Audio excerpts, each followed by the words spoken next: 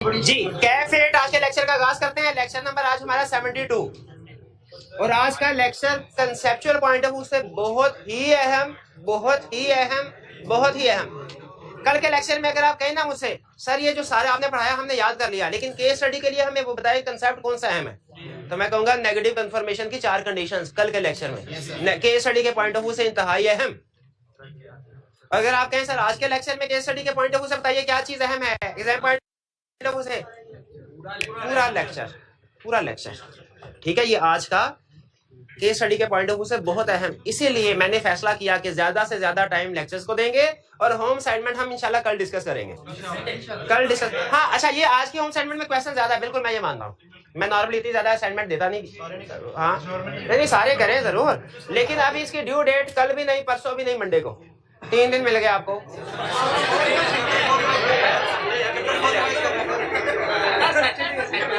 ठीक है, 2 दिन वैसे संडे को छुट्टी होती है तो आपके 2 दिन के बराबर हो जाता है ना, क्योंकि आपके पास अवेलेबल आज डबल हो जाते हैं।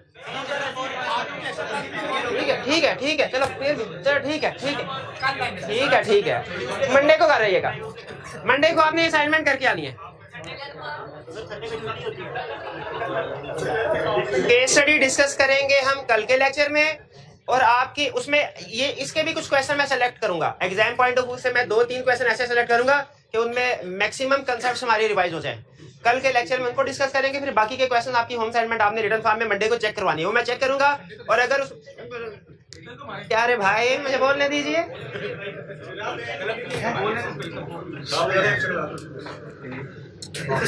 तो आपकी आज की होम असाइनमेंट जो दी गई है आपने करके आनी है मंडे को कल ही। दूसरी चीज जो कल असाइनमेंट दी गई थी, और इस असाइनमेंट में से मैं क्वेश्चन सेलेक्ट करूंगा 3 क्वेश्चंस प्रोबेबली, जो कि सारे कंसेप्ट्स को, मेजॉरिटी ऑफ कंसेप्ट्स को इस चैप्टर के कवर कर रहे होंगे, और उसको हम कल की क्लास में डिस्कस करेंगे। फिर आप घर जाके जब ये असाइनमेंट करें, मजीद कोई आपके जहन में क्वेश्चन आए तो मंडे को आप जब करके आएंगे उस दिन क्वेश्चन पूछ लीजिएगा। यानी जी बिल्कुल कल क्लास है। कल से मुराद मंडे को। अच्छा मैं आज ना जुम्मा समझ रहा हूँ, मेरे जहन में बार बार आ रहा है। अच्छा ठीक है, जुम्मा पढ़ा था। 1 मिनट है।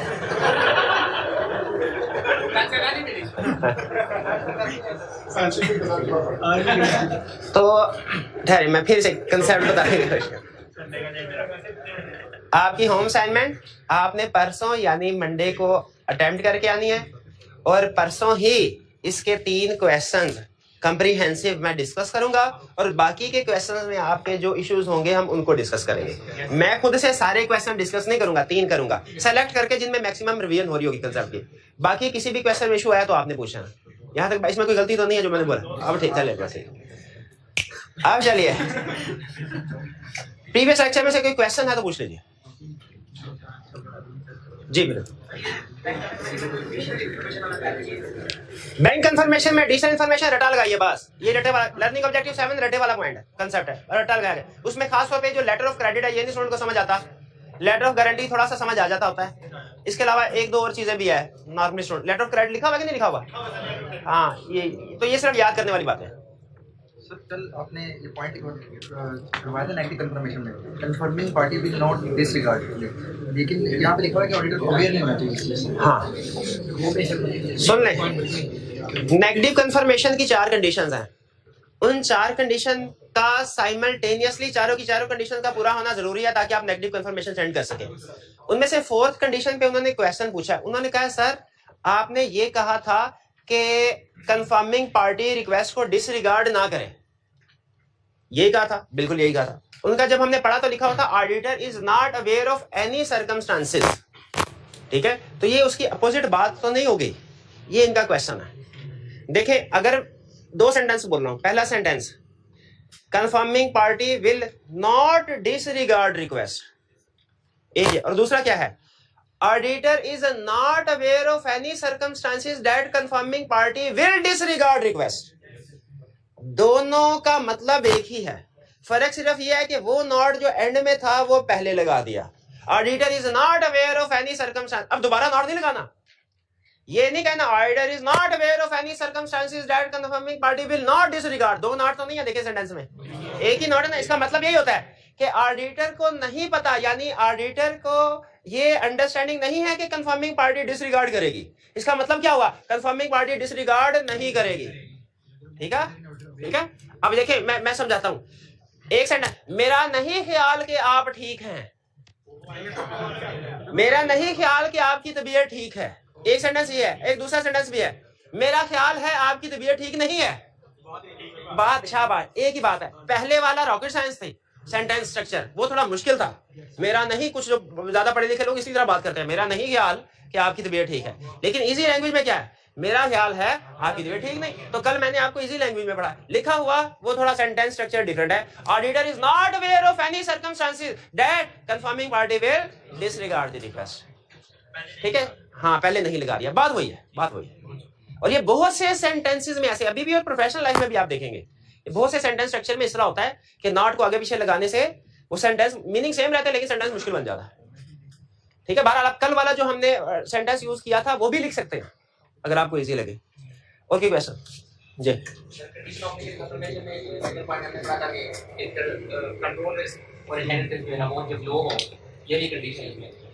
एक तो ये कंडीशन डिस्कस करा दी। एक और कंडीशन भी थी नेगेटिव कंफर्मेशन की, inherent risk and control risk is low.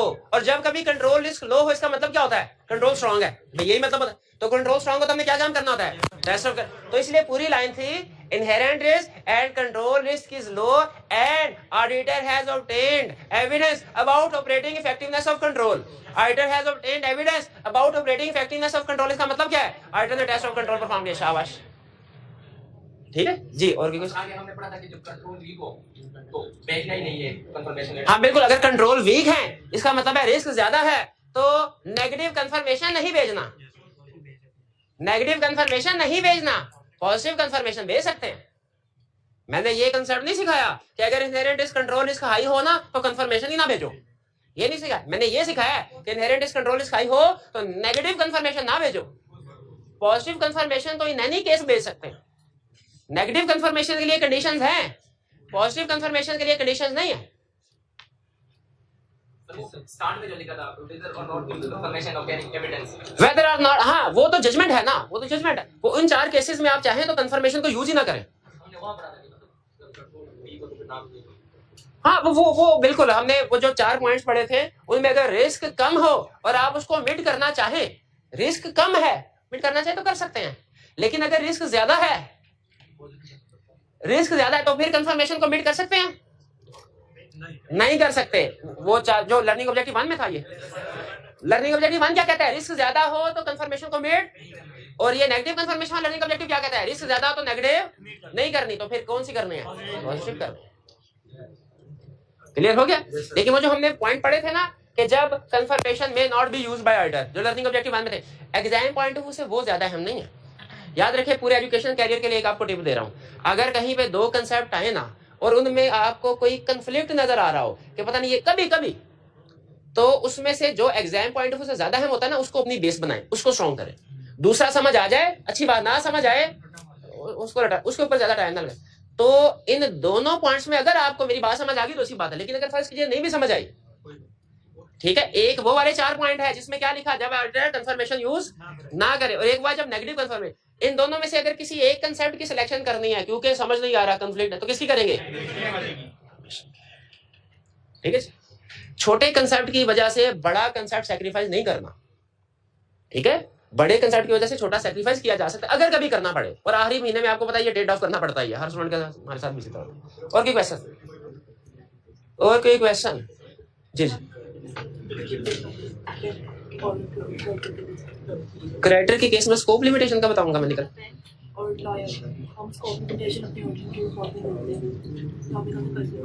Scope limitation क्या कुछ इस तरह की मुझे याद नहीं है। मैंने क्या कहा था कि बैंक और क्रेडिटर के केस, क्या कहा था नहीं, क्वेश्चन क्या था?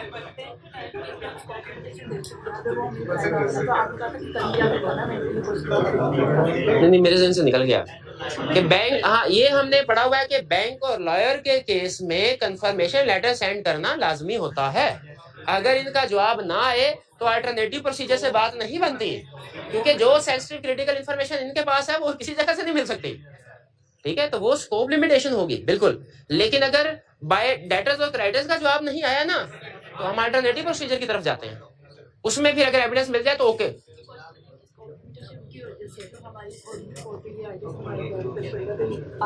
हाँ, स्कोप लिमिट, इनका क्वेश्चन ये है सर बैंक, अब मैं समझा, अगर मैं सही समझाऊं तो कि सर बैंक ने या लॉयर ने कंफर्मेशन लेटर सेंड नहीं किया तो गलती तो उनकी है और रिपोर्ट क्वालिफाई हो रही है बेचारे हमारे क्लाइंट की, यही क्वेश्चन है। लेकिन याद रखें बैंक और लॉयर जो है उनके ऊपर हमारा कंट्रोल ज्यादा होता है डेटर क्रेडिटर की निस्बत, ठीक है। उन्होंने क्लाइंट से फीस लेनी है, ठीक है, तो क्लाइंट उनको कह सकता है भाई कंफर्मेशन लेटर सेंड करो, क्यों नहीं कर रहे, ठीक है। हमारा एक क्लाइंट था, उसको बैंक को 2-3 रिमाइंडर भेजे, कंफर्मेशन लेटर का जवाब नहीं दे रहा था, तो हमारे सीनियर ने अल्टरनेटिव प्रोसीजर नहीं परफॉर्म करवाया। उन्होंने कहा कंफर्मेशन लेटर लेना है तो सो लेना है, जवाब नहीं आ रहा उस बैंक में जाओ, मुझे भेजा फिर कंफर्मेशन लेटर देके क्लाइंट के साथ। हम उस बैंक में गए, उस जगह जाके बैठ गए, हमने कहा जी आज जाएंगे ना तो कंफर्मेशन का जवाब लेके जाएंगे। अच्छा, हालांकि क्लाइंट ने कहा सर ऐसा कीजिए ये कंफर्मेशन मुझे दे दे, लेटर शायद इधर उधर हो गया होगा, मैं खुद जाके ठपाई लगवाने लगा के ले आता हूँ। हाँ, क्लाइंट को इंक्लूड नहीं करना था। हमने कहा ठीक है आप आए जरूर हमारे साथ, लेकिन गाड़ी आपकी होगी, रास्ता आपने बताना है, पहुंचना हमने। कंफर्मेशन लेटर हम उसमें क्लाइंट को इन्वॉल्व नहीं किया था, फैसिलिटेशन के लिए क्लाइंट को एंगेज किया था, लेकिन कंफर्मेशन प्रोसेस एविडेंस ऑब्टेन करने में क्लाइंट, क्योंकि वो इनडायरेक्ट हो जाता, ठीक है, तो वो जरूर बिल्कुल एविडेंस लेके आया था। मेरा क्या कमाल है।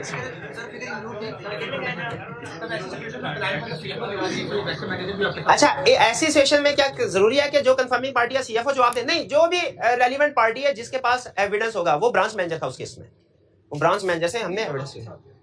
नहीं, मेरे साथ तो कोई भी बंदा जा, मेरे साथ सीएफओ को थोड़ी कहूंगा भाई मुझे छोड़ गया, नहीं कोई भी बंदा जा सकता। वो तो सिर्फ इसलिए कि भाईजान वो हमें बाज़-औक़ात ब्रांचेस का पता नहीं होता ना, क्लाइंट के ऑफिस का या किस बैंक में ब्रांच में अकाउंट खोलना है पता नहीं चलता, तो हम क्लाइंट को रास्ता बताने के लिए कहते हैं साथ में हमारे चल। और कोई क्वेश्चन? कोई क्वेश्चन नहीं, अटेंटिव हो जाइए। लेकिन आज का लेक्चर चूंकि क्रिटिकल लेक्चर है, कंसेप्चुअल लेक्चर है, ये ध्यान में रखिएगा, और ये वाकई क्रिटिकल और कंसेप्चुअल है। लेकिन उससे पहले कल वाला कंसेप्ट भी रिवाइज करना चाहता हूं। अगर कल वाला कंसेप्ट जो केस स्टडी वाला और आज का लेक्चर समझ आ गया तो कंफर्मेशन जो कि अक्सर वो क्वेश्चन पूछ लेता है, ये कंसेप्ट क्लियर हो जाएंगे आपके कंफर्मेशन में जितने भी एग्जाम पॉइंट ऑफ से हम थे। कल हमने ये सीखा confirmation one of the most reliable evidence है, क्योंकि डायरेक्ट है, रिटन है, एक्सटर्नल है, ओरिजिनल है, पहली चीज। दूसरी चीज, इसमें असर्शंस जो वेरीफाई होती हैं एग्जिस्टेंस की है, राइट्स एंड ऑब्लिगेशन की है, एक्यूरेसी वैल्यूएशन की भी है और कट ऑफ की भी है। लेकिन जो नहीं है वो कंप्लीटनेस की असर्शन कंफर्मेशन से वेरीफाई नहीं होती, कंप्लीटनेस की असर्शन कंफर्मेशन से वेरीफाई नहीं होती। क्लियर? फिर उसके बाद तीसरा सबसे अहम कंसेप्ट जो हमने स्टडी किया वो था कि कंफर्मेशन की दो टाइप्स हैं, पॉजिटिव और नेगेटिव। पॉजिटिव ज्यादा रिलायबल है, कहीं पे भी यूज कर सकते हैं, नेगेटिव लेस रिलायबल है, इसकी इजाजत तो है लेकिन सिर्फ उस वक्त जब 4 कंडीशंस पूरी हो रही हो। जब 4 कंडीशंस पूरी हो, वो 4 कंडीशंस क्या थी? पहली चीज, population consist of large number of small balance है। दूसरा, inherent is control is low and auditor has obtained evidence about operating effectiveness of control. तीसरा, very low exception rate is expected, very low exception rate is expected। और fourth, auditor is not aware of any circumstances that confirming party will disregard request। अच्छा, इसमें one by one जब आपने case study में ये decision करना होगा ना कि कंडीशन पूरी हो रही है कि नहीं हो रही, तो ये ज़हन में रखिएगा। पहली condition, population consist of large number of small balances, ये उसने आपको पॉपुलेशन दी होगी, पॉपुलेशन को देख के आपने खुद जज करना होगा। उसने स्ट्रेटिफिकेशन दी होगी, स्ट्रेटिफिकेशन को देख के आपने खुद जज करना होगा, पहली कंडीशन। दूसरी condition, inherent is control is low and auditor has obtained operating effectiveness of, ये क्वेश्चन में मेंशन की होगी। नॉर्मली क्वेश्चन में ये दूसरी वाली कंडीशन के रिस्क कम है मेंशन किया होता है। तीसरी चीज, very low exception rate is expected, ये आपने खुद से क्वेश्चन में कैलकुलेट करना होता है। उसने बताया होता है कि हमने इतने कंफर्मेशन लेटर भेजे थे, इतनों का जवाब ओके है, इतनों का डिसएग्रीमेंट है, तो हमने जिन पार्टीज ने डिसएग्रीमेंट किया उनको डिवाइड करना होता है टोटल पार्टी जिनको लेटर सेंड किया, हमारे पास एक्सेप्शन रेट आ जाता है। ये एक्सेप्शन रेट आपने क्वेश्चन में कैलकुलेट करना होगा। और तीसरी चीज जो है, auditor not aware of any circumstance, इसका क्वेश्चन में कोई जिक्र ही नहीं होता नॉर्मली, ना उसने क्वेश्चन में खुद मेंशन किया होता है और ना ही आप कैलकुलेट कर सकते होते हैं। तो इसे नॉर्मली हम इसको फिर एज्यूम करके कहते हैं कि बाकी की कंडीशन पूरी हो रही है, तो एज्यूम के थर्ड ये फोर्थ कंडीशन भी पूरी हो रही है और नेगेटिव कंफर्मेशन एप्रोप्रिएट है अगर बाकी की कंडीशन भी पूरी हो रही है। इस समझ आ गया केस स्टडी को कैसे हैंडल करना है। बाकी जब आप क्वेश्चन करेंगे और कल डिस्कस करेंगे मजीद इसमें क्लैरिटी होगी। अब चलते हैं। अब देखिए कल हमने क्या किया था। कल सोने से पहले हम लेटर भेज चुके थे, याद है आपको? लेटर को सेंड कर दिया और इंतजार कर रहे थे जवाब आए। अब्बा नहीं मानेंगे। पीछे चला जा, पीछे चले जा, फौरन टाइम जाया हो रहा है, फौरन भाई जगह दे जल्दी। और अब 3 दिन के लिए पीछे बैठना है। कल मैंने टाइम जाया कर। अच्छा टाइम, मैं पता क्या मैं आपको बताऊं, मैं फिर एंड में जल्दी भुगता दूंगा। मेरा उस्ताद के पास बड़ी उस्तादियां होती हैं, आपकी सोच है, मैं सच में कह रहा हूँ। ये आपको पता भी नहीं चलेगा मैंने कैसे सिलेबस खत्म करवा दिया। हाँ, क्योंकि मैंने तो सिलेबस खत्म करवाना है। मैंने तो करवाने का। हाँ, जितना टाइम कम जाया करेंगे मेरा आप ही का फायदा। शाबाश, जल्दी आगे। ये भाई किधर से आ गया है? ये पीछे चल भाई, पीछे चल, फौरन चल। ये भाई को जगह दीजिए जरा। ये इधर जगह है, इधर उठा दे। तो हमने लेटर सेंड कर दिए। अब हम इंतजार कर रहे थे रिस्पांस का, रिप्लाई का। जो रिप्लाई आया वो कितनी नेचर का है वो अब स्टडी करेंगे। आज के लेक्चर में मेजर कंसेप्ट हमने क्या स्टडी करना है कि जो रिप्लाई आएगा वो कितनी तरह का हो सकता है और हर केस में हमने क्या करना है। आज के लेक्चर में सबसे अहम कंसेप्ट हमने क्या सीखना है कि जो कंफर्मेशन लेटर सेंड किया था उसका जवाब जब आएगा तो कितनी तरह का जवाब हो सकता है और हर केस में हमने क्या करना है। फिर सुन ले, आज के लेक्चर में क्या सीखने जा रहे हैं कि हमने जो कंफर्मेशन लेटर सेंड किया था उसका जब कंफर्मिंग पार्टी की तरफ से जवाब आएगा तो वो जवाब कितनी तरह का हो सकता है और हर केस में हमने क्या करना है, हमारा कोर्स ऑफ एक्शन क्या होगा, हमारे प्रोसीजर्स क्या होंगे। क्लियर? समझ गए हम क्या सीखने जा रहे हैं? अब चलते हैं। ये पहली चीज, audit procedures after receipt of reply. Audit procedure यानी जब हमें रिप्लाई मिलेगा तो हमने प्रोसीजर्स क्या परफॉर्म करने हैं। जब हमें रिप्लाई मिलेगा तो हमने प्रोसीजर्स क्या परफॉर्म करने हैं। भाई प्रोसीजर डिपेंड करते हैं रिप्लाई के ऊपर। जिस तरह का रिप्लाई उस तरह के प्रोसीजर। प्रोसीजर्स क्या हो सकते हैं व्हेन ऑडिट प्रोसीजर्स आफ्टर। अच्छा, ये आफ्टर लिखा है, इसको ऑन भी कहते हैं, ऑन रिसीट ऑफ रिप्लाई। यानी जब आपके पास रिप्लाई आ गया, एक दफा क्वेश्चन उसने पूछा कंफर्मेशन लेटर सेंड करने के लिए क्या प्रोसीजर्स होंगे, वो कल था। करने के लिए procedures to send confirmation letter, वो और कंसेप्ट था। Procedure on receipt of reply, ये और है कि रिप्लाई आने के बाद। तो डिपेंड करता है रिप्लाई क्या है। रिप्लाई क्या हो सकता है? पहले हो सकता है कंफर्मिंग पार्टी कहे एग्रीमेंट। एग्रीमेंट का मतलब क्या है? कंफर्मिंग पार्टी कहे कि हमारा बैलेंस मैच करता है, वाकई हमने उसे इतने ही पैसे लेने थे, एग्रीमेंट। दूसरी पॉसिबिलिटी क्या है? जो अब आए और डिसएग्रीमेंट हो। डिसएग्रीमेंट का मतलब क्या है? कंफर्मिंग पार्टी ने कहा नहीं कमी बेशी है, हमने पैसे कम या ज्यादा रिसीव करने हैं, यह डिसएग्रीमेंट, डिफरेंस है। तीसरी पॉसिबिलिटी क्या है? नॉन रिस्पॉन्स, जवाब आए ही ना, जवाब आए ही ना। और पॉसिबिलिटी क्या है? जवाब आए लेकिन ओरल रिस्पांस हो, फोन आ जाए, फोन के सर आपने जो हमसे पूछा था कि कंफर्मेशन लेटर में बैलेंस कितना है, हम एग्री करते हैं उससे, ठीक है। एंड वाले भाई जरा टीएस से कहिएगा रेड वाला मार्कर दे दे मुझे, जल्दी से आ जाइएगा। तो ओरल रिस्पांस हो सकता है, हमें ओरल रिस्पांस मिले। और क्या पॉसिबिलिटी है? इनडायरेक्ट रिस्पांस मिले। इनडायरेक्ट रिस्पांस का मतलब क्या है? कंफर्मिंग पार्टी ने लेटर का जवाब हमें देने की बजाय क्लाइंट को दे दिया, यह है इनडायरेक्ट। और ओरल रिस्पांस का मतलब क्या है? उसने फोन करके जवाब दे दिया कि सर बैलेंस ठीक है। इलेक्ट्रॉनिक रिस्पांस का मतलब क्या है? ईमेल का, ईमेल, व्हाट्सएप, जो भी इलेक्ट्रॉनिकली मोड है, ठीक है। ये समझ आ गया आपको? अब वन बाय वन हम डिस्कस करते हैं किस केस में क्या करना है, और एग्जाम में इसके ऊपर वो फ्रीक्वेंटली बना रहा है। सबसे पहले अगर हमने कंफर्मेशन लेटर सेंड किया, इसका जवाब आया और कस्टमर ने कहा बैलेंस एग्रीड, तो इसका मतलब okay, sufficient appropriate audit evidence obtain हो गया, no further work is required, no further work is required. यहां पे क्लियर? दूसरे नंबर में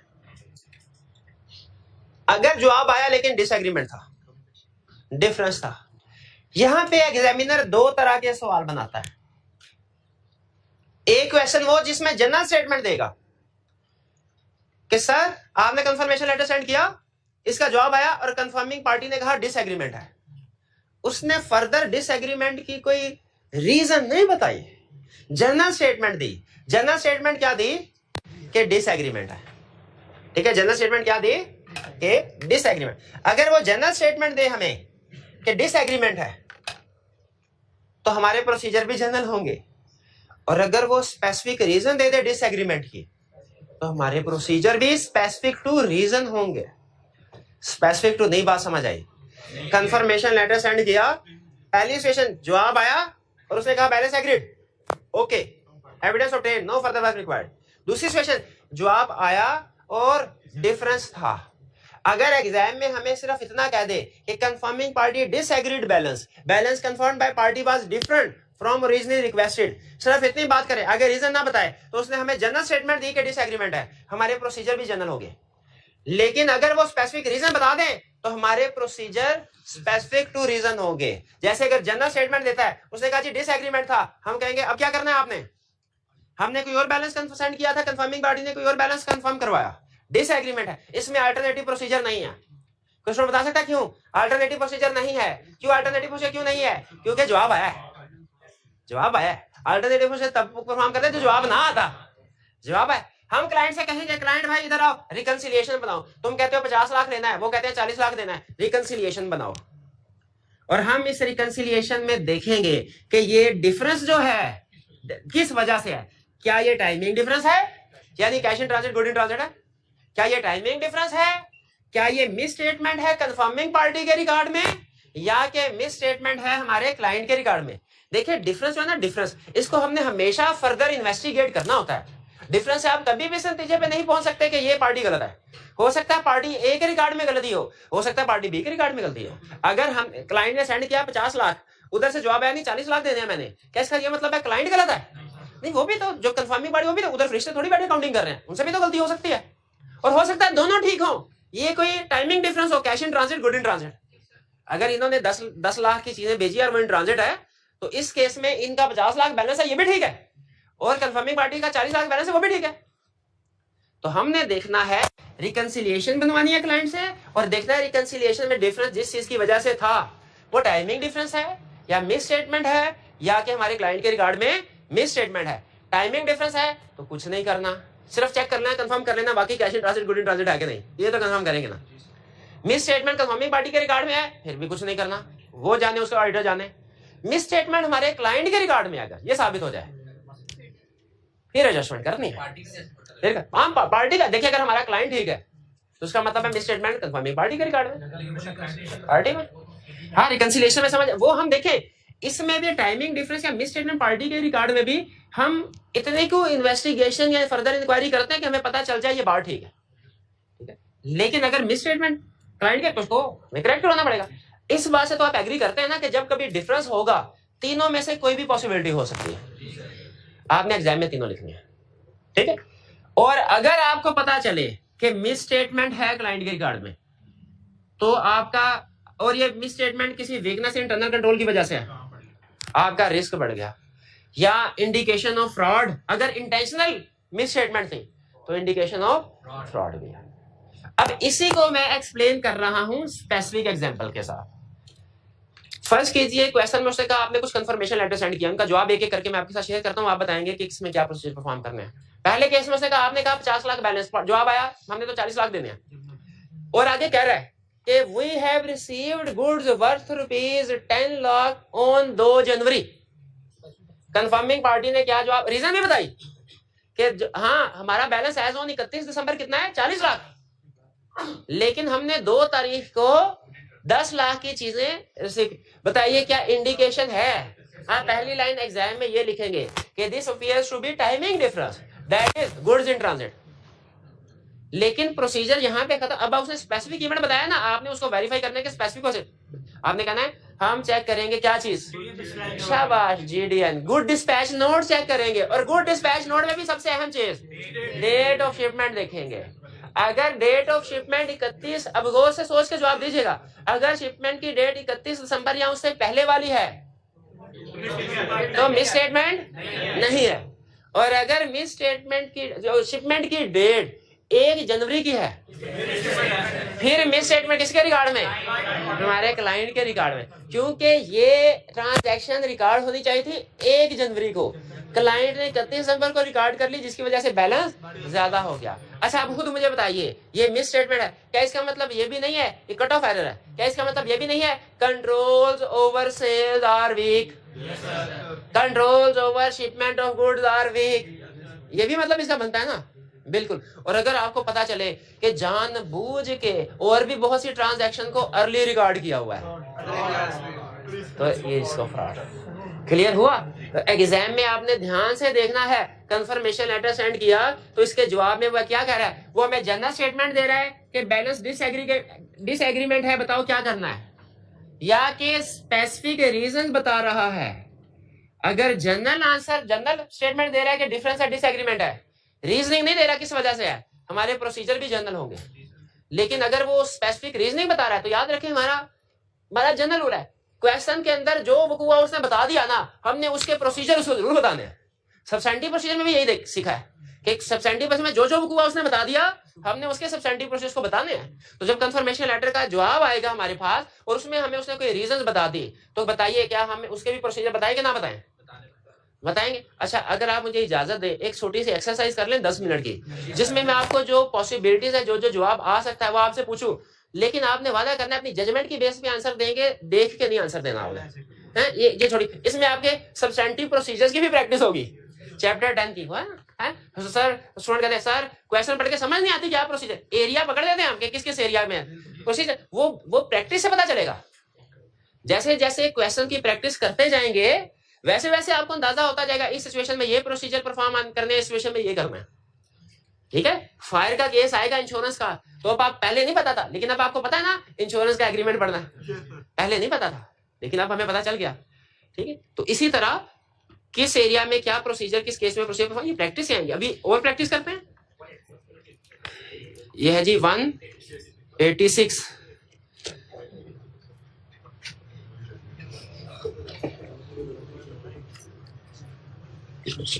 ये हाँ, कस्टमर ने कहा, जवाब आया, हमने भेजा 50 लाख का बैलेंस डेटर था, उसने कहा मैंने तो 40 लाख देने हैं, आगे रीजन भी बताई हुई। 10 लाख का चेक हम सेंड कर चुके हैं 30 दिसंबर को। पहली लाइन आपने लिखा this appears to be timing difference that is cash in transit. अब बताइए एक प्रोसीजर बताइए क्या करना है, सबसे अहम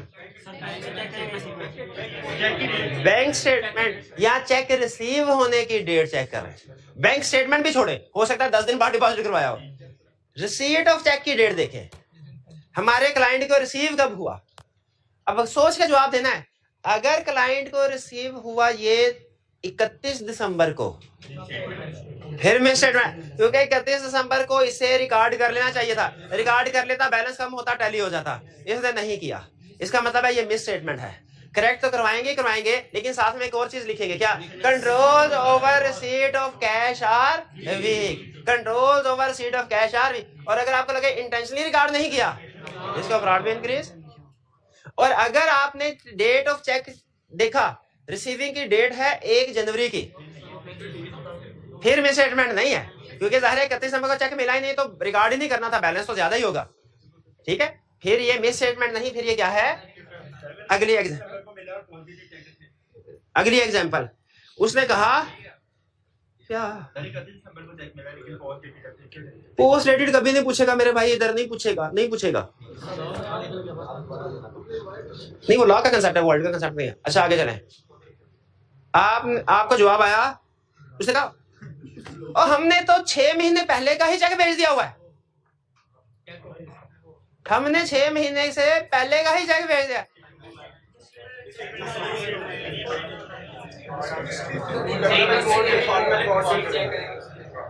कितने स्टूडेंट का ख्याल है कि ये मिस स्टेटमेंट तो है ही है, फ्रॉड भी लग रहा है? कितने स्टूडेंट का ख्याल है कि ये कितने स्टूडेंट का ख्याल है ये मिस स्टेटमेंट प्लस फ्रॉड दोनों है? कितने स्टूडेंट का ख्याल है ये फ्रॉड है? कितने का ख्याल है ये सिर्फ मिस स्टेटमेंट है? अच्छा, कितनों का ख्याल है कि हो सकता है ये ना मिस स्टेटमेंट हो ना फ्रॉड हो? अब सुनिए, इसमें एक कंसेप्ट है, क्या? हम चेक करेंगे क्लाइंट के रिकॉर्ड में कि 6 महीने पहले इस चेक के साथ क्या हुआ था, इस चेक पर क्या गुजरे। अगर तो ये कहीं पे भी रिकॉर्ड नहीं हुआ तो कंफर्म हो गया फ्रॉड है, मिसस्टेटमेंट भी है, फ्रॉड कह लेते हैं हम, मिसस्टेटमेंट भी है, फ्रॉड भी है, और कैशियर ने फ्रॉड किया, क्योंकि कहीं पे भी रिकॉर्ड नहीं हुआ, इसका मतलब कैशियर के पर्सनल अकाउंट में जा चुका हो। लेकिन अगर वो कहे तो इसका मतलब है ये मिसस्टेटमेंट है और हमारा रिस्क ऑफ फ्रॉड इंक्रीज हो जाएगा। लेकिन अगर वो कहे ओहो ये चेक ए से आया था, कैशियर कहे मैं तो बी के अकाउंट में डाल चुका हूं, मिसस्टेटमेंट में नहीं है ना फ्रॉड है ना मिसस्टेटमेंट है, वीकनेस इन इंटरनल कंट्रोल है। शाबाश। अच्छा मिसस्टेटमेंट क्यों नहीं है? टोटल बैलेंस सेम है, इंडिविजुअल डेटर्स का बैलेंस डिफरेंस है, लेकिन बैलेंस शीट में सोच के बताएं इंडिविजुअल बैलेंस जाता है कि टोटल? टोटल सेम है। ये कंसेप्ट समझ आया कि नहीं आया? नहीं आया। अच्छा अगली एग्जांपल, जवाब आया और उसने लिखा आप कौन हैं और ये पार्टी कौन है, आप कौन है और पार्टी कौन है, fake data, risk of fraud बढ़ गया, बढ़ गया। अगली एग्जांपल, जी जी जी, हाँ हाँ बिल्कुल, अगर वीकनेस इंटरनल कंट्रोल है या इंडिकेशन ऑफ फ्रॉड है तो हमारा रिस्क बिल्कुल बढ़ जाएगा, जिसकी वजह प्रोसीजर वाइज। लेकिन वो यहाँ पे उसको इतना डिटेल डिस्कस करने की जरूरत नहीं है। एग्जामिनर कहता है इंटरनल कंट्रोल के आगे क्या होगा ये मैं कंट्रोल वाले चैप्टर में टेस्ट कर लूंगा, आपसे इधर ना लिखो। रिस्क ऑफ फ्रॉड बढ़ गया तो क्या होगा, मैं फ्रॉड वाले चैप्टर में टेस्ट कर लूंगा, इधर ना लिखो। इधर मार्क्स कम देता है क्योंकि सिर्फ उसने रेलिवेंट कंसेप्ट टेस्ट करना है। आगे चलें, जवाब आया और उसके ऊपर लिखा हुआ था undelivered, no such person is found here. दो पॉसिबिलिटीज है, हो सकता है एड्रेस गलत हो सकता है फिर बंदा ही गलत हो। तो एक दफा एड्रेस रीचेक कर लेंगे, प्रोसीजर क्या परफॉर्म करने हैं, एड्रेस रीचेक कर लेंगे, अगर एड्रेस गलत है तो रीसेंड कर लेंगे, और अगर एड्रेस ठीक है तो ये भी fake data, fake data, fake data. आखिरी एग्जांपल, क्योंकि कुछ एग्जांपल मैंने केस स्टडी के लिए भी रखी हुई है ना, वो आप केस स्टडी करेंगे, केस स्टडी में भी नई नई चीजें पता चलती है तो इंटरेस्ट डेवलप रहता है, टेस्ट में भी। आखिरी एग्जांपल, जवाब आया उसके ऊपर लिखा हुआ था सुअस। सू कहा है, सू नहीं कहा, सुअस, सुअस तो मैं केस ले सकते हो, पैसे तो ले लो, इसका मतलब यही है। डेटर्स फेक है कि जेन्युइन है, रिस्क कोई बात है, बैड डेट पहुंचे है ना, तो जो प्रोसीजर परफॉर्म करेंगे कौन से वाले होंगे? हाँ जी, क्या हमने ये सब्सटेंटिव प्रोसीजर वाला टॉपिक बन गया, और ये भाई जो मुतमिन होके बैठे हैं ये मुझे बताएंगे कि क्या प्रोसीजर परफॉर्म करने आप इसमें। प्रवीण साहब बैड डेट के वो तो मुझे भी पता है, इनको भी पता है, वो प्रोसीजर कौन सा है ये बताए।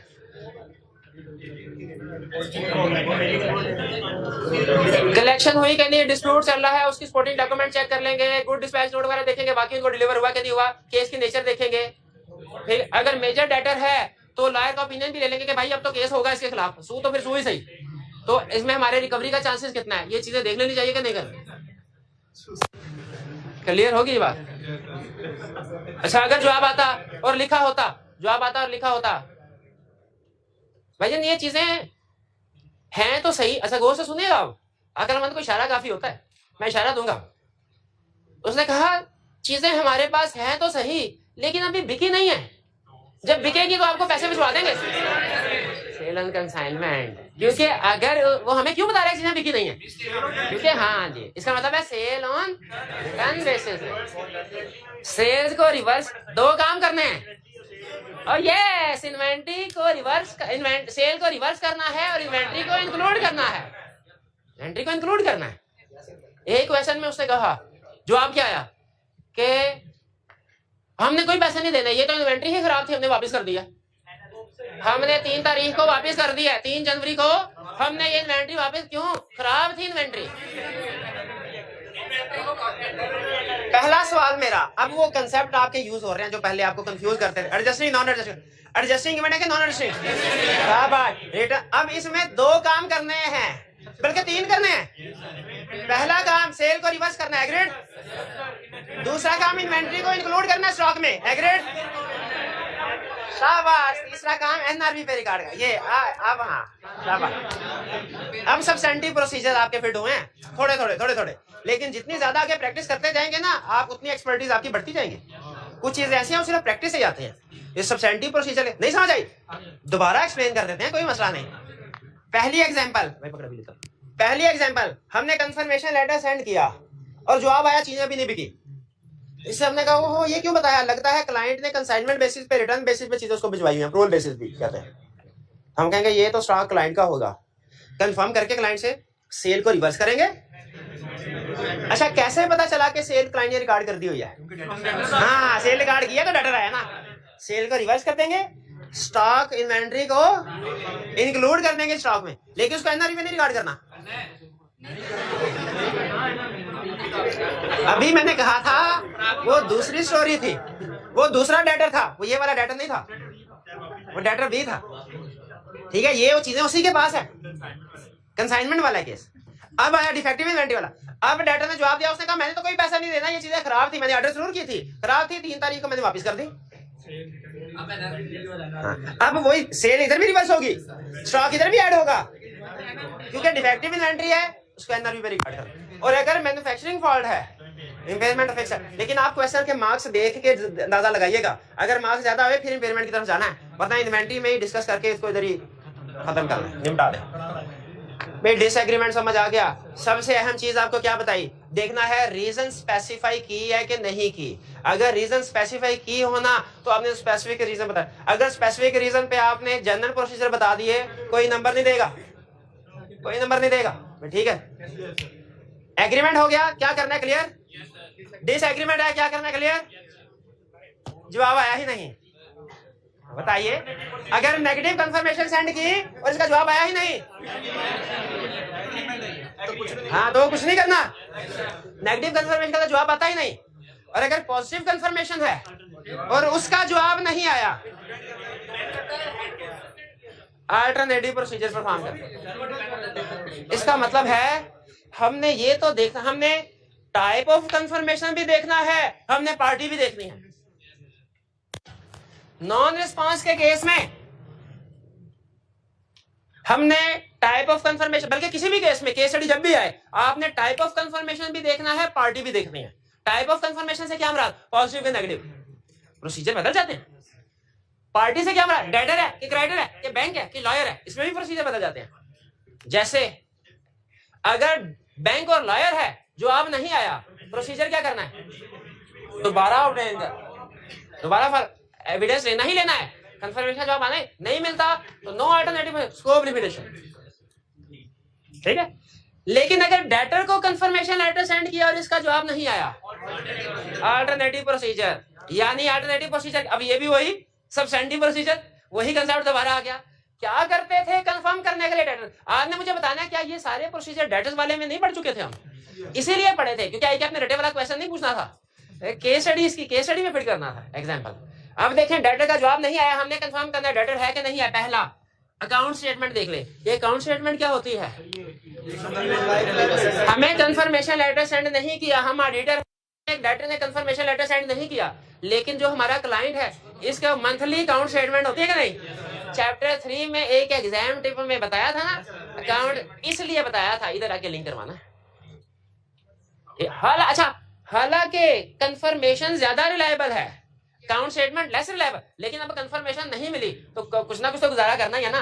तो गुजारा करने के लिए स्टेप नंबर 1 अकाउंट स्टेटमेंट देख लो, उसका बैलेंस मैच करता है कि नहीं करता। लेकिन ये लेस रिलायबल है क्योंकि ये इनडायरेक्ट है, तो इसलिए मजीद भी कुछ काम करना है। Cash receive before the year and के आफ्टर द ईयर, क्या ईयर एंड के बाद जो कैश रिसीव होता है इस बात का एविडेंस है कि ईयर एंड पे रिसीवेबल था। फिर बताया ईयर एंड के बाद जो कैश रिसीव होता है इस बात का एविडेंस था ईयर एंड पे रिसीवेबल था। कैश रिसीव देखो आफ्टर द ईयर एंड, जितना कैश रिसीव हो गया इसका मतलब है वो गुड डेटर है, वाकई डेटर था और गुड डेटर था। क्या सारे का सारा कैश रिसीव हो गया होगा, तो कुछ डेटर्स का रिसीव हो गया होगा, कुछ का नहीं हुआ होगा। यहाँ 60% रिसीव है, 40%, तो जो रिसीव नहीं हुआ उसका क्या करें। डॉक्यूमेंट्स देख लो, good dispatch note, sale invoice, sales order. कौन कौन सी डॉक्यूमेंट्स डेटर है, कौन कौन सी document, goods dispatch note, sale invoice, sales order, शाबाश। जीडीएन देखेंगे, good dispatch note, some time इसके बजाय शिपिंग डॉक्यूमेंट भी कह देता है। अगर आपको ना एग्जाम में याद है ना, GDN था कि GRN था, शिपिंग डॉक्यूमेंट का वर्ड यूज कर, जनरल वर्ड है लेकिन चलता है। डॉक्यूमेंट्स देख लिए, कट ऑफ भी परफॉर्म करना चाहिए, डेटर्स की फिगर ठीक है, अगले साल की सर इधर क्या ये कट ऑफ भी डेटर्स को वेरीफाई करने के लिए प्रोसीजर होता है? मैं कहता हूं नहीं होता, ये तो सेल्स में होता है। यस, इनडायरेक्ट इफेक्ट तो इधर ही आता है। और अगर कोई डिस्प्यूटेड डेट है तो कस्टमर कॉरेस्पॉन्डेंस चेक करो कि कस्टमर, जब भी डिस्प्यूटेड डेट होता है ना, हमने कस्टमर की जो होती है ना कम्युनिकेशन, वो जरूर देखते हैं, उसमें पता चलता है रीजनिंग, और रीजनिंग से हमें पता चलता है कि वाकई कस्टमर सही कलर रहा है कि नहीं कलर, और क्या इसमें कोई और भी एरिया हमारा इफेक्ट हो रहा है कि नहीं हो रहा। इन्वेंट्री भी अगर वो कम्युनिकेशन में पता चले इसमें फॉल्ट है तो हो सकता है। या अगर कह दिया कि भाई मैंने तो ब्लैक मंगवाए थे प्रोडक्ट, तुमने व्हाइट भेज दे, इसका मतलब इन्वेंट्री में कोई प्रॉब्लम नहीं है, ठीक है। अगर कहे मैंने देने ही नहीं है तो फिर इसका मतलब है प्रोविजनिंग, वो इधर से फिर प्रोविजनिंग की तरफ निकल जाएंगे। तो ये समझ आ गए। फिर बताइए, अगर आपने पॉजिटिव कंफर्मेशन लेटर सेंड किया क्रेडिटर्स को तो क्या क्या प्रोसीजर परफॉर्म करने हैं? पार्टी तो बता दिया, क्रेडिटर्स अभी बोला है, क्रेडिटर का लफ्ज बोला है मैंने, अभी बोला था। अब ये वाले प्रोसीजर नहीं लिखने, ये वाले लिखने हैं। एग्जाम में बाज़ औक़ात ऐसा भी होता है, उसने पूछा क्रेडिटर के प्रोसीजर, स्टूडेंट सारे डेटर्स के लिखाया, फिर कहने का सर मिलते जुलते हैं ना, तो वो चेक कर लेगा, कब मिलते जुलते हैं लेकिन एक जैसे नहीं है, इधर गुड डिस्पैच नोट है, उधर GRN है, ठीक है, इधर कैश रिसीव्ड है, उधर कैश पेड है, ठीक है। हाँ, इधर भी कट ऑफ है लेकिन इधर कट ऑफ ऑन सेल्स है, उधर कट ऑफ ऑन परचेज है।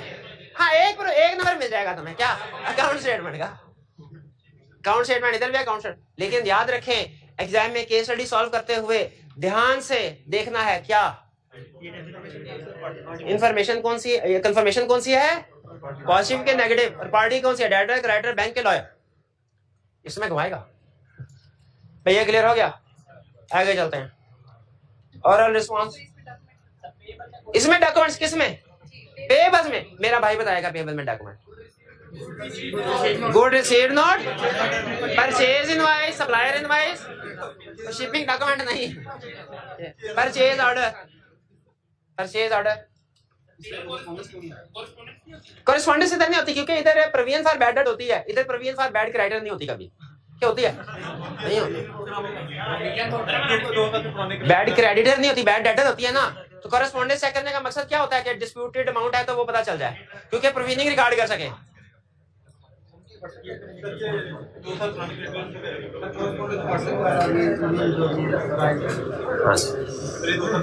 और ज़बानी कलाम में, अच्छा ये 3 केसेस हैं छोटे छोटे, oral response, indirect, electronic response.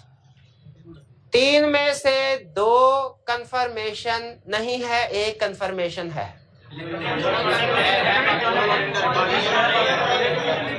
Oral return था, इनडायरेक्ट भी कन्फर्म। तो अगर ओरल या इनडायरेक्ट की बात करें ना, कोई आपने पहली लाइन ये लिखनी है, ये तो कंफर्मेशन की डेफिनेशन ही पूरा करता। फिर अच्छा, अगर फोन करके क्या करें, हम कहेंगे नहीं फोन कंफर्मेशन नहीं है, हम क्लाइंट को रिक्वेस्ट करेंगे सर रिटर्न फॉर्म में कंफर्म करें, रिटर्न फॉर्म में कंफर्म कर दें। वो अगर कंफर्म कर दे रिटर्न फॉर्म में, अच्छी बात। अगर रिटर्न फॉर्म में कंफर्म ना करे, अल्टरनेट प्रोसीजर जो कि यही होंगे, दोबारा बताने की जरूरत नहीं। अगर इनडायरेक्ट रिस्पॉन्स है क्लाइंट के थ्रू, क्या कहें क्लाइंट को डायरेक्ट भेजो। अगर क्लाइंट डायरेक्ट भेज दे अच्छे, और डायरेक्ट ना भेजे तो ये भी नॉन रिस्पॉन्स होगा, अल्टरनेटिव प्रोसीजर। दोबारा बताने की जरूरत है? ओके। इलेक्ट्रॉनिक रिस्पॉन्स, ये रिस्पॉन्स है क्योंकि एक्सटर्नल कंफर्मेशन की डेफिनेशन में लिखा हुआ है ऑन पेपर और इलेक्ट्रॉनिक,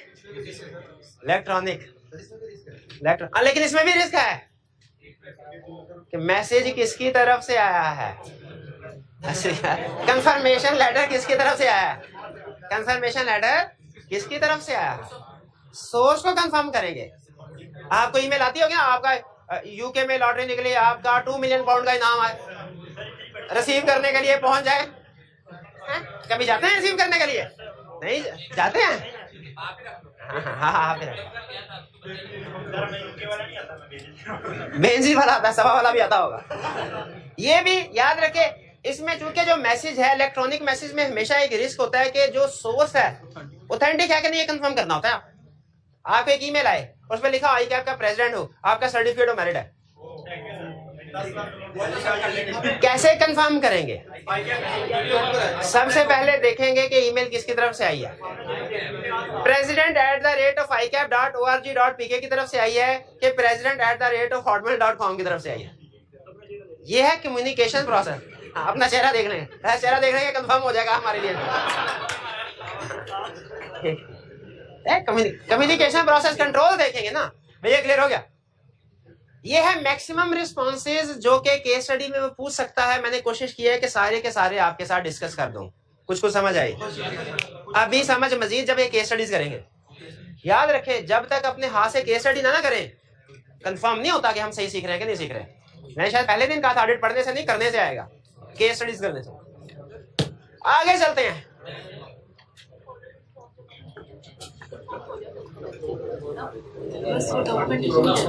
अच्छा, यहाँ पे इन्होंने क्वेश्चन पूछा, ऑडिटिंग स्टैंडर्ड ने उसकी डिस्कशन की एक पैराग्राफ में। अब ये टेक्निकल बात है, पूछ लिया आपने तो बताना पड़ा। बात क्या है, वही बताने लगा हूँ। उन्होंने कहा जो ओरल ज़बानी कलामी, उसने फोन करके हमें कहा बैलेंस एग्रीड है, तो ये कंफर्मेशन नहीं है, ये कंफर्मेशन नहीं है। लेकिन क्या ये कोई एविडेंस है? एविडेंस है, एविडेंस है, लेस रिलायबल सही एविडेंस। भाई आपको रिलायबिलिटी के पॉइंट्स याद है 5 चैप्टर 3 में? उसमें क्या पढ़ा था? Written evidence is more reliable than oral. इसका मतलब है स्टैंडर्ड एक्नॉलेज कर रहा है कि ओरल भी एविडेंस हो सकता है, वो भी एक्सेप्टेबल है, लेकिन वो लेस रिलायबल है। तो आप इसको डॉक्यूमेंट जरूर कर सकते हैं अपने पास कि हमें फोन आया था और उस बंदे ने एग्री किया है, डॉक्यूमेंट जरूर कर सकते हैं, लेकिन ये एक्सटर्नल कंफर्मेशन का सब्स्टिट्यूट नहीं है, ये एक लेस रिलायबल एविडेंस है।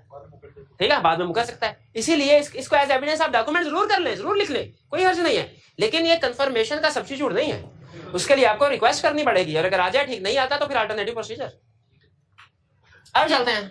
क्लाइंट ने हमसे कहा क्या, सर ये 10 डेटर्स आपने सेलेक्ट किए हैं 50 में से, ठीक है, अच्छा किया है, ये एक डेटर है, इसको कंफर्मेशन लेटर सेंड ना करें। मान ले के ना माने, इंक्वायर करें रीजन। जैसे chapter 8 terms of engagement, client जब कभी हमें कहता था टर्म्स ऑफ एंगेजमेंट रिवाइज करो, हम क्या करते थे? यस के नो, ना यस ना नो, हम कहते हैं रीजन। यहाँ पे भी क्लाइंट हमें कह रहा है सर एक पार्टी को कंफर्मेशन लेटर सेंड ना करो, डायरेक्ट कंक्लूजन पर नहीं पहुंचाना कि कोई गड़बड़ है, रीजन इंक्वायर करनी है। मे बी रीजनेबल जस्टिफिकेशन हो, मे बी रीजनेबल जस्टिफिकेशन ना हो। जैसे टर्म्स ऑफ एंगेजमेंट में एग्जांपल बताई थी कि इस केसेस में रीजनेबल जस्टिफिकेशन है, इस केस में रीजनेबल जस्टिफिकेशन नहीं है। Inappropriate scope limitation, incorrect information, ठीक है, स्कोप लिमिटेशन, ये वो रीजन थी जो जस्टिफाइडेबल नहीं थी। और change in circumstances, change in nature, क्या था ये आ गया, चलें बहरहाल ठीक है। उसी तरह यहां पे भी इंक्वायर करेंगे, या तो कोई रीजन होगी, वैलिड रीजन होगी, या रीजनेबल जस्टिफिकेशन नहीं होगी। कब रीजनेबल जस्टिफिकेशन हो? अब मैं आपके सामने 2 रीजन रखता हूं, आपने मुझे बताना इसमें से कौन सी वैलिड रीजन है, कौन सी नहीं है। पहले रीजन, सर पिछले साल भी कंफर्मेशन लेटर सेंड किए थे और जवाब तो आता नहीं होता, इसको छोड़ दें, ये वैलिड रीजन नहीं है। सर छोड़ें, ये डाटा सही नहीं आया, इसके मुंह ना लगे, ये भी वैलिड रीजन नहीं है। सर इसके साथ हमारा डिस्प्यूट का, एक इनवाइस का डिस्प्यूट है, झगड़ा चल रहा है, इसको कंफर्मेशन लेटर सेंड करेंगे, या तो जवाब नहीं देगा, या जवाब देगा तो हाँ कुछ ऐसी गैर पार्लिमानी ज़बान इस्तेमाल कर सकता है। डिस्प्यूट जो चल रहा है, डिस्प्यूट, तो बेहतर है इसको कंफर्मेशन लेटर सेंड ना करें। बताइए ये रीजनेबल जस्टिफिकेशन हो सकते हैं? हाँ, लेकिन इंक्वायरी करेंगे। अगर क्लाइंट कहते हैं डिस्प्यूट है, तो उस सूरत में फिर हमने क्या करना है? अल्टरनेटिव प्रोसीजर परफॉर्म करने हैं। यानी जब कभी क्लाइंट ने कहा इसको कंफर्मेशन, इस पार्टी को कंफर्मेशन लेटर सेंड ना करो, हमने क्या करना है? रीजन इंक्वायर करनी है। रीजन या तो वैलिड होगी या नहीं होगी। अगर रीजनेबल जस्टिफिकेशन है तो क्या करें? Alternative procedures. अल्टरनेटिव बताने की जरूरत है नहीं, वो उधर आगे। अगर अल्टरनेटिव प्रोसीजर से एविडेंस मिल जाए, अनमोडिफाइड ओपिनियन, और अगर अल्टरनेटिव प्रोसीजर से एविडेंस ना मिले तो स्कोप लिमिटेशन है, इफेक्ट मटेरियल तो क्वालिफाइड ओपिनियन, इफेक्ट परवेसिव तो डिस्क्लेमर ऑफ ओपिनियन। सुना गला करने से ठहर जिसमें कोई गड़बड़ लग रही मुझे, नहीं लग रही तो फिर बताइए क्या लग रही है। अगर रीजनेबल जस्टिफिकेशन है तो फिर क्वालिफाइड डिस्क्लेमर ऑफ ओपिनियन क्यों दे रहे हैं? हाँ शाबाश, इसलिए कि हम ओपिनियन देते हैं एविडेंस की बेस पे, ओपिनियन जस्टिफिकेशन की बेस पे नहीं देते। ठीक है, हमें जस्टिफाइड रीजन लगी, हमने अल्टरनेटिव प्रोसीजर की तरफ चले गए, लेकिन ओपिनियन बहरहाल एविडेंस मिलेगा तो अनमोडिफाइड देना। ठीक है, एविडेंस, क्योंकि आपको पता है अल्टर ओपिनियन देते हुए दो ही चीजें कंसीडर करता है, कोई मिस स्टेटमेंट स्कोप लिमिटेशन तो नहीं है, और अगर है तो उसका इफेक्ट क्या है। ठीक है, ये रीजनेबल जस्टिफिकेशन है कि नहीं ये ओपिनियन देते हुए डिसाइड नहीं करना। ये तो सिर्फ हम ये कि चलो क्लाइंट को कहते हैं रीजनेबल जस्टिफिकेशन है तुम्हारी, चलो हम अपना रिस्क नहीं बढ़ाते। अगर रीजनेबल जस्टिफिकेशन ना होती तो हमारा रिस्क बढ़ जाता कि तुम क्यों बगैर किसी वैलिड रीजन के मना कर रहे हो। मैं तो ये तुम्हें रिस्क की राय दे देते हैं, ओपिनियन की राय नहीं देनी। ये बात समझ आई? रीजनेबल जस्टिफिकेशन तो क्या करना है, अल्टरनेटिव प्रोसीजर्स। अगर अल्टरनेटिव प्रोसेस एविडेंस मिल जाए, अगर ना मिले स्कोप लिमिटेशन है, इफेक्ट देखेंगे, अगर मटेरियल तो क्वालिफाइड ओपिनियन, परवेसिव तो अगला केस क्या पढ़ना। अगर रीजनेबल नहीं है, no reasonable justification, foreign director के पास शिकायत लगाने पहुंच जाओ, भाईजान आपकी मैनेजमेंट क्या कर रही है। ठीक है, कह रही है डायरेक्टर को कंफर्मेशन लेटर ना सेंड करो। हमने कहा क्यों, उसने कहा यूं ही, ऐसे तो नहीं होता ऑडिट। डिस्कस करेंगे दो साहब गवर्नेंस के साथ, अगर फिर भी इशू रिजॉल्व ना हो तो स्कोप लिमिटेशन, इफेक्ट मटेरियल है तो क्वालिफाइड और परवेसिव है तो। लेकिन आगे चलने से पहले रिवर्स गियर लगाए, पहुंचे चैप्टर 4 पे। चैप्टर 4 पे स्कोप लिमिटेशन, ये भी स्कोप लिमिटेशन, ये भी स्कोप लिमिटेशन। शाबाश, ये स्कोप लिमिटेशन बाय मैनेजमेंट है, ये स्कोप लिमिटेशन बाय सर्कमस्टेंसेस है, बियॉन्ड कंट्रोल ऑफ मैनेजमेंट। क्या फर्क था, कौन सी ज्यादा स्वेयर होती थी? Scope limitation by management. कैसे ज्यादा स्वेयर होती थी? स्कोप लिमिटेशन बाय सर्कमस्टेंसेस का इफेक्ट सिर्फ रिपोर्ट पे होता था, scope limitation by management report के साथ साथ रिस्क भी बढ़ जाता था, मैनेजमेंट की इंटेग्रिटी भी डाउटफुल हो जाती थी, एक्सट्रीम केसेस में विड्रॉल भी कर लेते थे इफ पॉसिबल एंड प्रैक्टिकेबल। देखिए वही बातें नहीं है कि अदर इम्प्लीकेशन क्या करें, रिस्क बढ़ा दें, खासतौर पर रिस्क ऑफ फ्रॉड। ठीक है, मैनेजमेंट की इंटेग्रिटी को रिवैल्यूएट करें, क्योंकि मैनेजमेंट जानबूझ के स्कोप लिमिटेशन इम्पोज कर रही है ना, तो क्यों कर रही है, क्यों नहीं ऑडिट करने दे रहे हमें। ठीक है, रिस्क ऑफ फ्रॉड, मैनेजमेंट की इंटेग्रिटी रिवैल्यूएट करें, बढ़ नहीं जाएगी, डाउटफुल हो जाएगी, रिस्क बढ़ जाएगा, मैनेजमेंट की इंटेग्रिटी डाउटफुल होगी, रिस्क बढ़ जाएगा, मैनेजमेंट की इंटेग्रिटी डाउटफुल हो जाएगी, मैनेजमेंट की इंटेग्रिटी बढ़ जाएगी। मैनेजमेंट बहुत ईमानदार है। रिवैल्यूएट इंटेग्रिटी, इंटेग्रिटी को रिवाइज करें, डाउनग्रेड करें, और एक्सट्रीम केसेस में विड्रॉल भी कर सकते हैं इफ पॉसिबल प्रैक्टिकल। भाई ये समझ आया? आज के लेक्चर में हमने क्या सीखा? आज के लेक्चर में हमने सीखा कि जब जवाब आएगा क्या करना है। ठीक है, उसमें हमने देखा कितनी तरह का जवाब आ सकता है, और हर केस में मैंने आपको सिखा दिया क्या करना है। फिर अगर मैनेजमेंट रिफ्यूज कर दे कंफर्मेशन लेटर सेंड नहीं करना तो क्या करना, वो भी बता दिया। चले, अच्छा आखिरी लर्निंग ऑब्जेक्टिव आप आज नहीं कल करेंगे। ठीक है, आज नहीं कल करेंगे, परसों, सॉरी। ठीक है, हाँ ठीक है बोल। लर्निंग ऑब्जेक्टिव 6 छोड़ दे, 6 नहीं करना, और 6 का जो क्वेश्चन था ये भी आपकी असाइनमेंट कम कर देते हैं, आपकी असाइनमेंट कम कर देते हैं। ये क्वेश्चन नंबर 17 है ना इधर, हाँ ये ना करें, बस देखा, अब तो कर लेंगे ना, अब तो कोई प्रॉब्लम नहीं है। ये बहुत अहम केस स्टडीज है, इसमें आपका चैप्टर 10 भी रिवाइज होगा, चैप्टर 14 भी, और चैप्टर 14 अपने आप में एक अहम chapter exam point of view से केस स्टडी। ये आप खुद ना, आपको खुद, आप मेरे में यकीन नहीं है ना, आप मैंने माफ बोला, तो आप खुद जाके वॉल्यूम 1 और वॉल्यूम 2 के क्वेश्चन देख लें कि पिछले 3 सालों में, 4 सालों में कितने क्वेश्चन आए हुए हैं। अगर आपको पिछले 4 सालों में 6 क्वेश्चन मिल जाए ना, 4 सालों का मतलब 8 अटेम्प्ट्स में अगर 6 क्वेश्चन मिल जाए तो समझ लीजिएगा कि हर दूसरी तीसरी, बल्कि हर दूसरी अटेम्प्ट में तो जरूर आता है, कभी कभी कंसेक्टिव एक दफा तो उसने 3 कंसेक्यूटिव अटेम्प्ट्स में भी क्वेश्चन पूछ लिया और बड़ा क्वेश्चन, तो इसीलिए असाइनमेंट लाजमी करनी है। और बेहतरीन टाइम आ गया असाइनमेंट का, कल छुट्टी है, कल छुट्टी है, थोड़ा सा काम ये भी कर लीजिए। आज का लेक्चर यहाँ पे खत्म करते हैं, अल्लाह हाफ़िज़।